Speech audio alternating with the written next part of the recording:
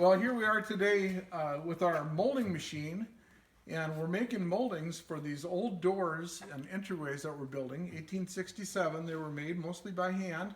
We're imitating and replicating the old moldings. These are some of the pieces we're going to make head trim like this shape, and for this, our machine will use a cutter like this. This will cut that trim. And what we do, if you look here, this is a planer machine, but we also can run these shaped blades in here so we can make custom trims. And that's what we've been doing the last few days, is making these custom trims.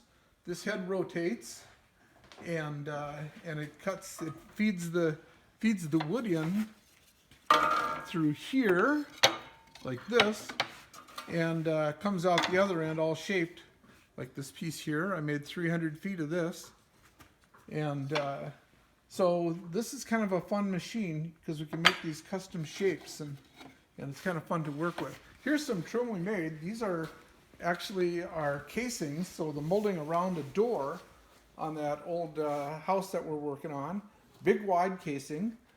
Most the houses nowadays have casing that's a third or half of this width, but this is African mahogany, quarter sawn African mahogany. It's beautiful wood. The owners are going to paint it. So my carpenter's grown, but that's what's going to happen. It's going to be primed and painted. It'll be beautiful. But and that's how we make these trims.